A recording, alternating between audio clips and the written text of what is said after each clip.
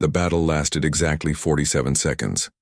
When the Federation ships opened fire, the Prometheus simply wasn't there anymore. It had shifted into a dimensional phase that made it impossible to target with conventional weapons. Energy beams passed through empty space while the ship materialized behind the Federation formation. "Disable their weapons," Jinho ordered. "Don't destroy them." Youngmin nodded and activated the ship's gravity manipulation systems. One by one, the Federation warships found their weapon arrays crushed by localized gravitational fields. Within moments, 12 of the galaxy's most powerful military vessels were floating helplessly in space. "Impossible," Captain Song whispered over the communication channel. "Not impossible," So-young replied calmly.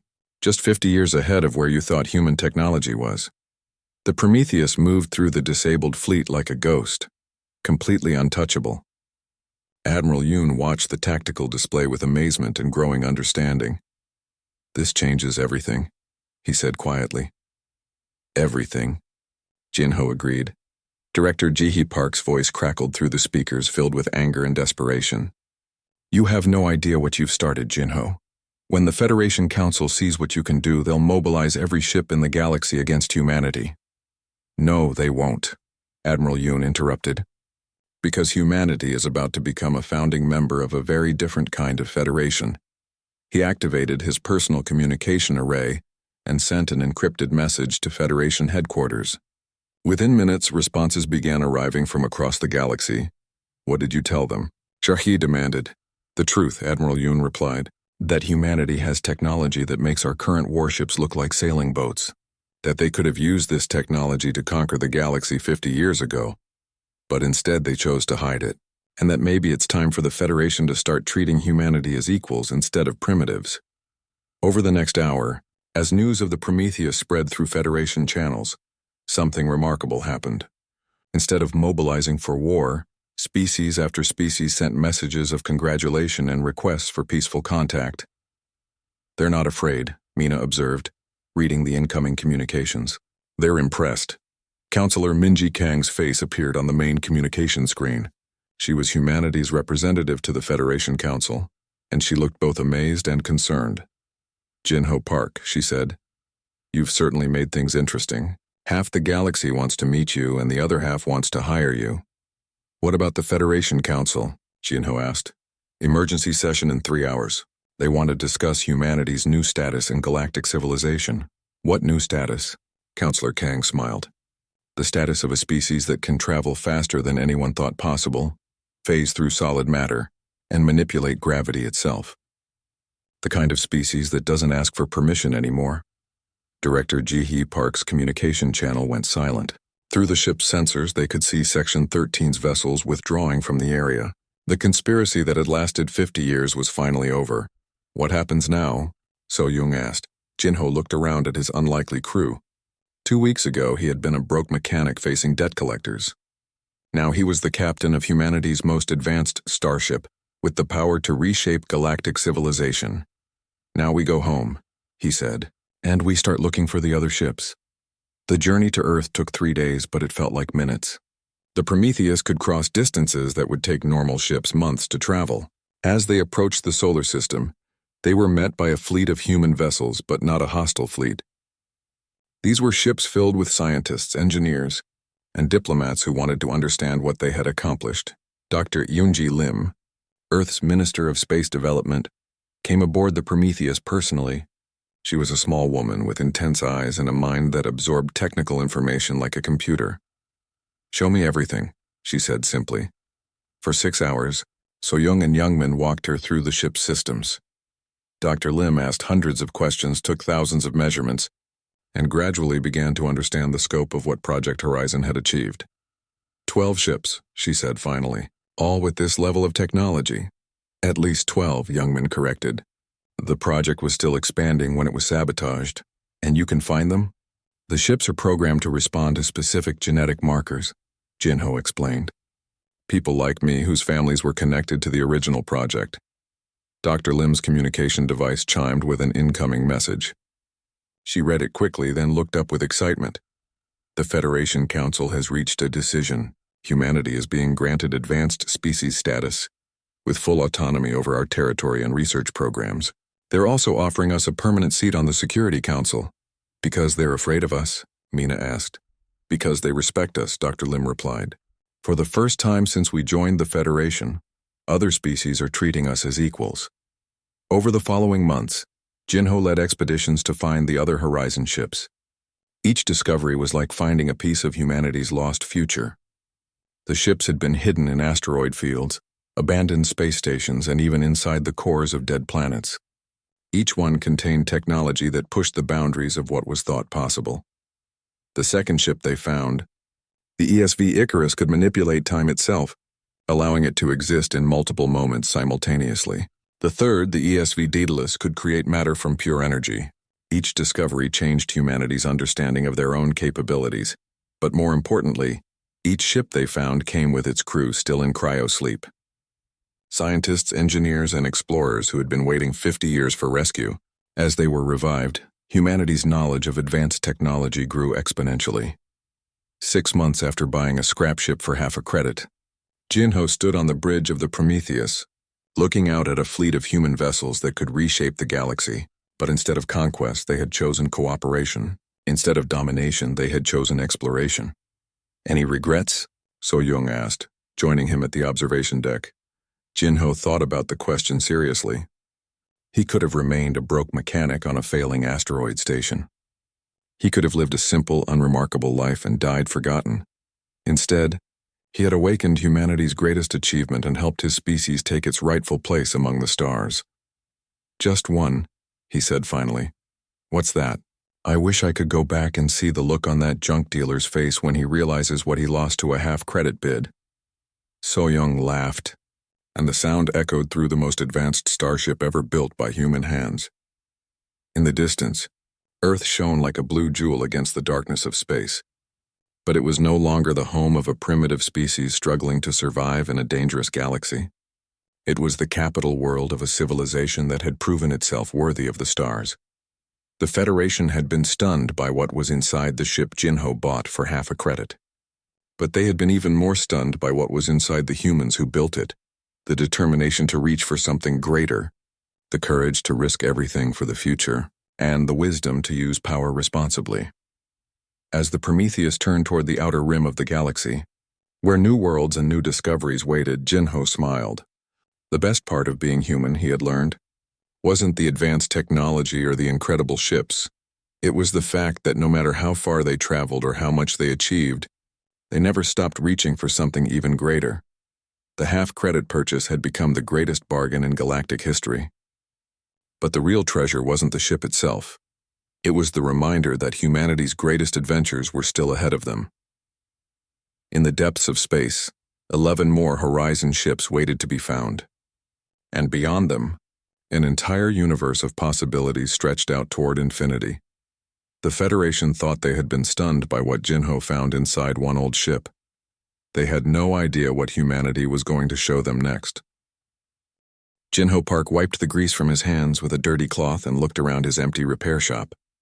The tools hung on the walls like old friends, but they couldn't help him now. He had exactly 1 half-credit to his name, and 3 angry debt collectors looking for him. The Kepler Station asteroid was not a good place to be poor. It was barely a good place to be alive. The air recyclers worked when they felt like it. The gravity generators made strange noises, and the food tasted like recycled metal. But it was home, and Jinho had nowhere else to go. He walked through the station's main corridor, past shops selling overpriced supplies and bars full of miners drinking away their problems.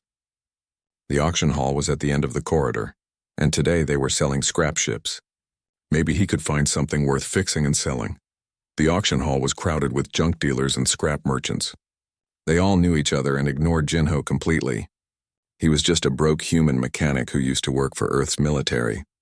Nobody important. The auctioneer was a big alien called Veltar.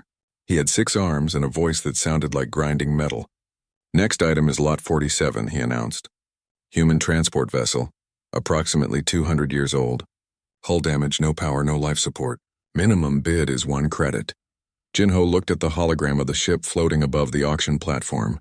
It was ugly and old, covered in dents and rust. The other bidders barely glanced at it. One junk dealer shook his head and walked away. But Jinho saw something different. He had spent 15 years fixing ships for the Earth Engineering Corps before everything went wrong. His eyes were trained to spot details others missed. The hull looked wrong somehow. The metal had a strange shimmer to it, like energy was running just beneath the surface. "Any bids?" Veltar asked, sounding bored. A thin alien in the back raised one finger. "Half a credit," he called out. Jinho's heart jumped. Half a credit was exactly what he had, but something about that ship called to him. Maybe it was desperation, or maybe it was the way the metal seemed to pulse with hidden life. "Half a credit plus 1 unit," Jinho shouted. Everyone turned to look at him. The thin alien laughed. "The human wants to waste money on space junk," he said to his friends. But Jinho was already walking toward the payment desk. He placed his last half credit on the counter, plus the single unit coin he had found in his pocket that morning. "I'll take it," he said. Veltar looked surprised. "Sold to the human," he announced. "You can pick it up at Dock 17.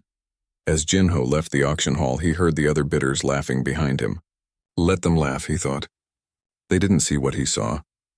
Dock 17 was in the oldest part of the station, where the metal walls were stained with age and the lights flickered constantly.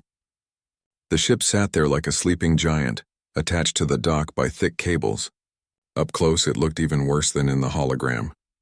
Mina Kim was waiting for him at the dock. She managed the supply depot and was one of the few people on the station who still talked to him.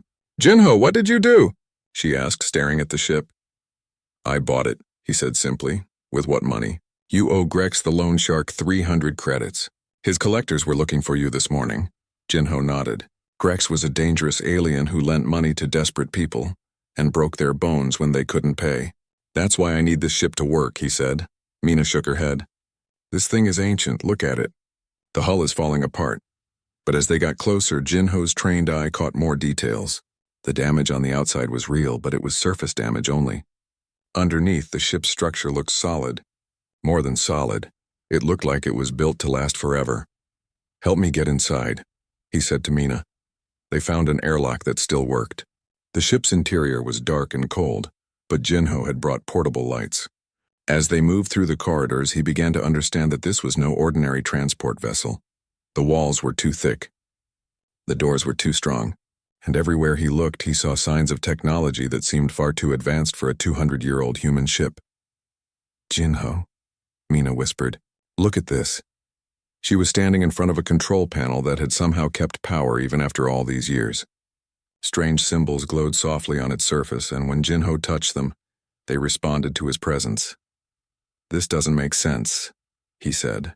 Human ships from 200 years ago didn't have interfaces like this.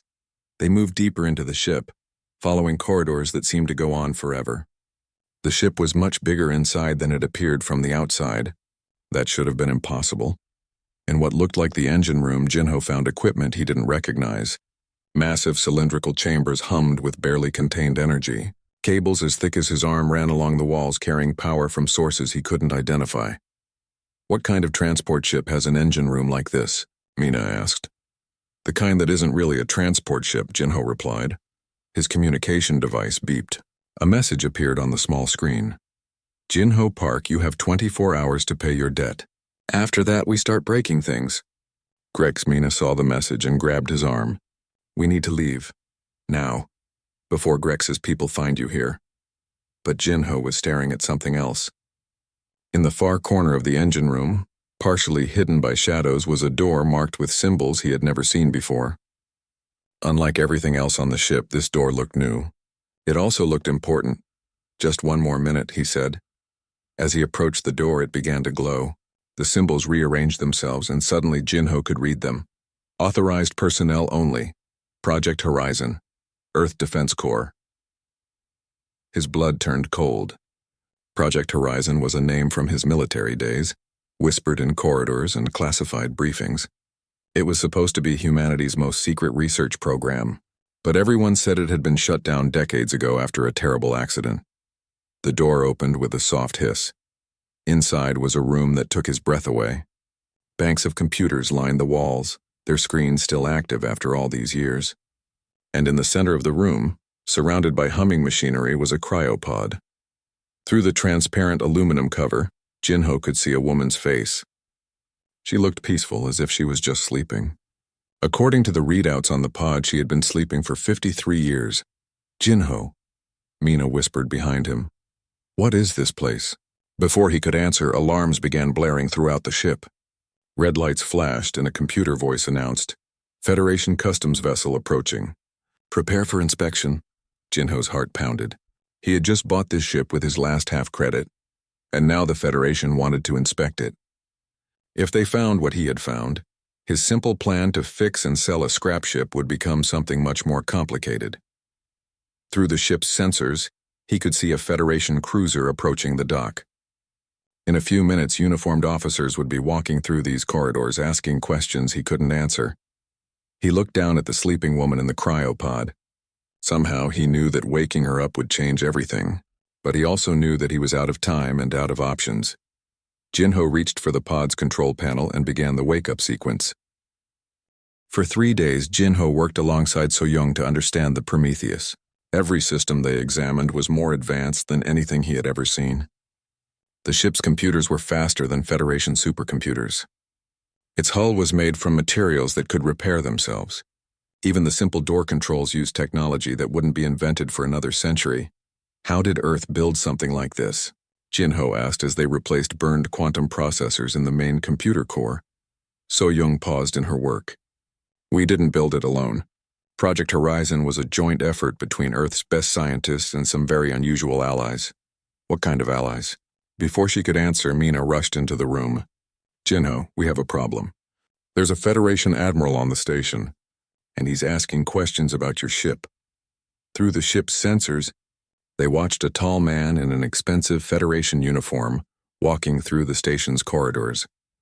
He was accompanied by a full security team and moved with the confidence of someone used to getting answers. Admiral Sunho Yoon, So-young said, recognizing him from the sensor display. I remember him from the old days. He was just a captain then, but he was always interested in human technology. Why would an admiral care about a scrap ship? Jinho asked. Because Inspector Choi filed a report, Mina explained. The energy readings from your ship were unusual enough to attract attention from Federation Command. Admiral Yoon was heading straight for their dock. In minutes he would be asking questions that they couldn't answer with simple lies about faulty wiring. We need to leave, Jinho said. Now, So-young shook her head. The ship isn't ready. The main drive is still offline, and we haven't finished calibrating the space-time manipulation systems. Then we fix it fast, or we lose it forever. They worked frantically, connecting circuits and calibrating sensors while Admiral Yoon got closer. Jinho's hands moved automatically, following repair procedures he had learned years ago. But this ship was different. It seemed to respond to his touch in ways that normal ships never did. Jinho, So-young said suddenly, look at this. She was staring at a genetic scanner that had activated when Jinho touched one of the control panels. The display showed a complex DNA analysis. What is it? Your genetic pattern. It's unusual. You have markers that are extremely rare in the human population, markers that were specifically selected for in the original Prometheus crew. What does that mean? It means you're not here by accident. Someone in your family line was connected to this project. A new voice spoke from the ship's communication system. Actually, that someone was me. They spun around to see a man standing in the doorway. He was older, with gray hair and tired eyes, but he moved like someone who had spent his life on spaceships. Who are you? Jinho demanded. Youngmin Nam, the man replied. I was the Prometheus's navigator. I've been watching you since you bought this ship, waiting to see if you were worthy of the truth. So-young stared at him in shock. Youngmin, you're alive. I thought everyone else died when we were sabotaged. I escaped in a life pod just before the ship went dark, Youngmin explained. I've been living on the edge of Federation space ever since, waiting for someone to find the Prometheus. Why didn't you come forward sooner? Jinho asked. Because I needed to be sure you weren't working for the people who betrayed us. The sabotage of Project Horizon came from inside the Federation. Someone high up in the command structure wanted to make sure humans never developed this technology. Heavy footsteps echoed through the corridors. Admiral Yoon had boarded the ship. We're out of time, Mina said urgently. Youngman moved to one of the control panels. So-young, can you bring the main drive online? Not safely. We need at least another hour to complete the calibrations. We don't have an hour, Admiral Yoon's voice boomed through the ship's communication system. "Attention vessel occupants. This is Admiral Sun Ho Yoon of the Federation Defense Force. Stand down and prepare to be boarded." Youngman's fingers flew over the controls. "Jinho, I need you to help me with the quantum field generators." "So Young, start the space-time manipulation systems." "But the ship isn't ready." So Young protested. "It's ready enough. Trust me." Jinho found himself working with equipment he had never seen before, but somehow his hands knew what to do. The genetic markers that So Young had discovered seemed to give him an instinctive understanding of the ship's systems. The Prometheus began to hum with power. Deep in its core, systems that had been sleeping for 53 years came back to life. Admiral Yoon appeared in the engine room, flanked by armed soldiers. "Stand away from those controls," he ordered, but it was too late. The ship's main drive engaged with a sound like reality, tearing apart. Outside the viewports, the asteroid station began to shrink as the Prometheus pulled away. But they weren't just moving through space, they were moving through something else entirely. "Impossible," Admiral Yoon breathed, staring at his sensor readings. "No ship can accelerate this fast." "Admiral," one of his soldiers said nervously, "we're not on the ship anymore." Everyone looked out the viewports. The Prometheus was hanging in empty space, surrounded by stars that were moving in patterns that defied physics. In the distance, they could see the asteroid station, but it looked small and far away. "How did we get here?" Admiral Yoon demanded. Youngman smiled grimly. "We didn't travel here, Admiral. We folded space to bring here to us. That's impossible. The energy requirements alone would be impossible for Federation technology," So Young interrupted. "But the Prometheus doesn't use Federation technology."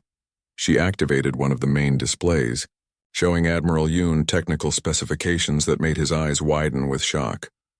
"This ship can manipulate space-time itself," she explained. "It can travel faster than any ship in the known galaxy. It can phase through solid matter. It can even move between dimensions." "Where did humans get technology like this?" the Admiral asked in a whisper. Youngman and So Young exchanged glances. "That's classified," Youngman said finally. Admiral Yoon pulled out his communication device. "Command, this is Admiral Yoon. I need an immediate priority channel to Federation headquarters." But his device showed no signal. They were too far from any Federation relay station. "Don't bother," Youngman said. "We're currently about 50 light-years from where we started. Your message would take 50 years to reach anyone." 50 light-years? In 30 seconds? Actually, it was closer to 5 seconds. "We're still learning how to use the ship properly." Jinho was studying the navigation displays. Despite having no training on these systems, he found he could read them easily. "Youngman, there are more ships like this, aren't there?" The older man nodded slowly. Project Horizon built 12 prototype vessels. The Prometheus was just the first. The others are hidden throughout human space, waiting for the right people to find them. "Why hide them?" Admiral Yoon asked. "Technology like this could revolutionize galactic civilization." "Because someone in your Federation didn't want humans to have this technology," So Young said angrily. "Someone sabotaged our mission and left our crew to die in space. That's a serious accusation. It's the truth. And until we know who was responsible, these ships stay hidden." Admiral Yoon looked around at the advanced technology surrounding him. "What do you want from the Federation?" "Nothing," Jinho said, surprising everyone. "We want the Federation to leave us alone while we figure out how to use these ships properly. The Federation Council will never agree to that.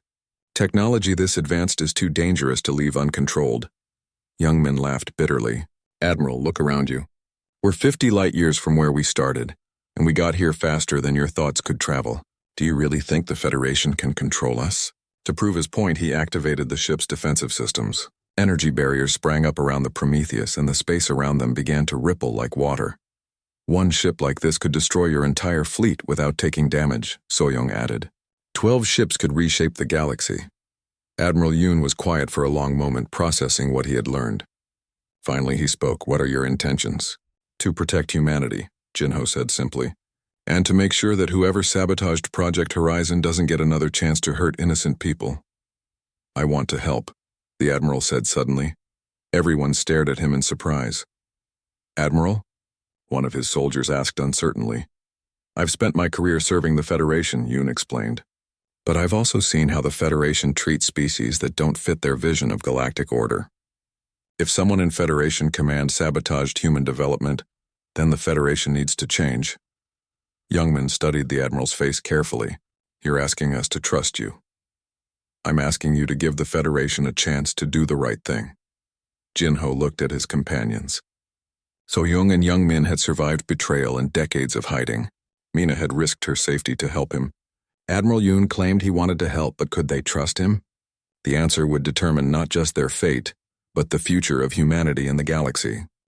The cryopod hissed as warm air began flowing into the chamber. Jinho watched the readouts change from red to yellow to green. The woman inside stirred slightly, her fingers twitching as life returned to her body. Jinho, the Federation officers are at the airlock. Mina whispered urgently. We need to go now. But Jinho couldn't move. He stared at the woman's face as her eyes slowly opened. They were dark brown and very intelligent. When she saw him, she didn't seem surprised or afraid. Instead, she looked relieved. Finally, she said in a weak voice, How long was I asleep? 53 years, Jinho answered. The woman tried to sit up, but the cryo-sleep had left her muscles weak. Jinho helped her out of the pod. She was wearing a uniform he didn't recognize, dark blue with strange patches and symbols. 53 years, she repeated slowly. Then the mission failed. The Prometheus never made it home. The Prometheus? Jinho asked. This ship is called the Prometheus? Dr. Soyoung Han, Earth Defense Corps, Project Horizon, she said, introducing herself. And you are? Jinho Park. I just bought this ship at a scrap auction for half a credit. Soyoung stared at him for a long moment, then started laughing. It wasn't a happy laugh. Half a credit? They sold humanity's most advanced starship for half a credit? Heavy footsteps echoed through the corridors outside. The Federation officers had boarded the ship and were working their way toward the engine room. Dr. Han, Jinho said quickly, I need to know what this ship really is. The Federation is coming, and I don't think they're just here for a routine inspection. Soyoung's expression became serious. She moved to one of the computer terminals and began typing rapidly. Despite 53 years in cryo-sleep, her fingers moved across the controls like she had used them yesterday. The Prometheus is a prototype vessel, she explained while working. We were developing new faster-than-light technology. Not just faster than anything humans had built, but faster than anything anyone in the galaxy had ever seen. The computer screens came alive with data that made Jinho's head spin. Star charts, technical diagrams, and energy readings that seemed impossible. The ship doesn't just travel through space, Soyoung continued. It manipulates space-time itself. We can fold distances that would take other ships years to cross. Attention vessel occupants, a loud voice announced through the ship's communication system. This is Inspector Tae-hoon Choi of the Federation Customs Authority. Prepare to be boarded for routine inspection. Jinho recognized the name. Tae-hoon Choi was known throughout the sector as a thorough and suspicious man who never missed anything important. Can you hide this? Jinho asked, gesturing at the advanced equipment around them. Soyoung smiled grimly. The ship has been hiding itself for 53 years. Watch this. She touched several controls and suddenly the room changed. The advanced computers disappeared behind false walls. The cryopod sank into the floor and was covered by metal plating. Even the symbols on the walls faded away. In seconds, the room looked like any other engine room on an old transport ship. Holographic camouflage, Soyoung explained. The entire ship can disguise itself. From the outside, it looks like scrap. From the inside, it looks like whatever we want it to look like. The footsteps were getting closer. Jinho could hear Inspector Choi's voice giving orders to his team. What happened to your mission? Jinho asked quietly. Soyoung's face darkened. We were betrayed. Someone sabotaged the navigation systems just before we were supposed to return to Earth. The ship ended up drifting in space with most of the crew dead. I was the only one who made it to a cryopod. Who betrayed you? I don't know. But someone wanted to make sure this technology never reached Earth. Inspector Choi appeared in the doorway, flanked by 2 armed officers. He was a thin man with sharp eyes that missed nothing. Behind him, Jinho could see Mina being questioned by another officer. Mr. Park, Choi said politely, congratulations on your purchase. We're here to conduct a standard inspection of your new vessel. Of course, Jinho replied, trying to sound calm. It's just an old transport ship. Not much to see. Choi walked around the engine room, examining everything carefully. His scanner beeped constantly as it recorded energy readings and structural details. Interesting, Choi said, stopping in front of the spot where the cryopod had been hidden. This area shows unusual energy signatures. Jinho's heart pounded, but So-young stepped forward calmly. I'm Dr. So-young Han, she said. I was hired by Mr. Park to evaluate the ship's systems. That energy reading is from an old power coupling that's been leaking for decades. Choi studied her carefully. Dr. Han, I don't have you on my list of registered ship evaluators. I just arrived on the station this morning, she lied smoothly. My credentials are still being processed. One of Choi's officers whispered something in his ear. The inspector's expression became more suspicious. Mr. Park, Choi said, our records show that this vessel was listed as a standard transport, but our sensors are detecting technology that shouldn't exist on a ship this old. Jinho tried to think of an excuse, but So-young spoke first.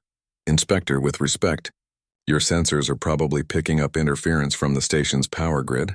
This ship has been sitting here for months, absorbing energy fluctuations. It's a common problem with old vessels. Choi didn't look convinced.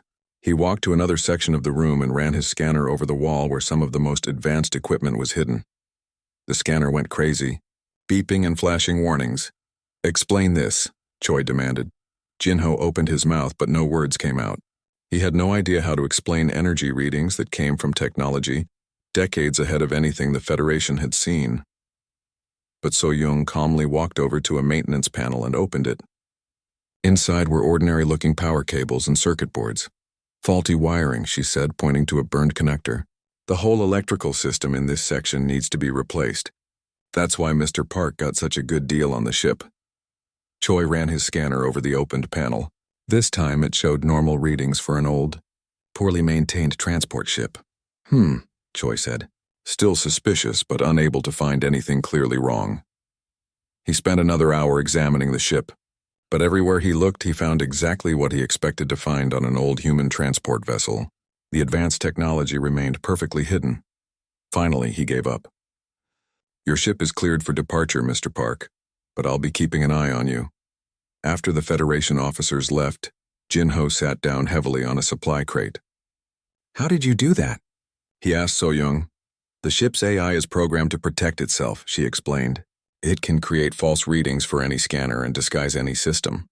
The Federation's technology is impressive, but it's not designed to detect something this advanced. So what happens now? Mina asked. She had been quiet during the inspection, but now she looked worried.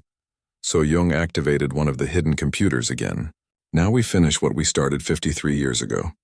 This ship represents the future of human space travel. But first we need to make sure it's really working. She pulled up a technical diagram that made Jinho dizzy just looking at it. The ship was damaged when we were sabotaged, she continued. The main drive systems are offline and several key components were destroyed. If we're going to use this ship for anything, we need to repair it first. Jinho studied the diagram. Despite its complexity, he began to see patterns he recognized. These quantum processors here, he said, pointing to one section. They're burned out, and this dark matter containment system needs new stabilizers. So-young looked impressed. You can read these schematics? I spent 15 years fixing ships for Earth's military. Advanced ships, though nothing quite like this. Good, So-young said, because we're going to need every skill we have. Inspector Choi may have left, but he's suspicious. It won't be long before he comes back with more questions and better sensors. What exactly are you suggesting? Mina asked. So-young smiled, and for the first time since waking up, she looked genuinely happy. I'm suggesting we fix this ship and show the galaxy what humans are really capable of.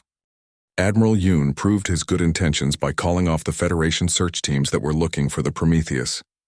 For 2 weeks, they worked together in a hidden asteroid field, fully repairing the ship's damaged systems. Jinho discovered he had a natural talent for understanding the advanced technology, while So-young's knowledge filled in the gaps that 53 years of sleep had created. The ship is ready, Youngmin announced as they completed the final system checks. All drive systems are online, and the space-time manipulation core is stable. Admiral Yoon watched the work with fascination and growing concern. The more he learned about the Prometheus, the more he understood how far ahead of Federation technology it really was. I need to ask you something, he said to Jinho. What are you planning to do with this ship? Jinho considered the question carefully. 2 weeks ago, he had been a broke mechanic with nothing but debt and broken dreams. Now he was the owner of the most advanced ship in the galaxy.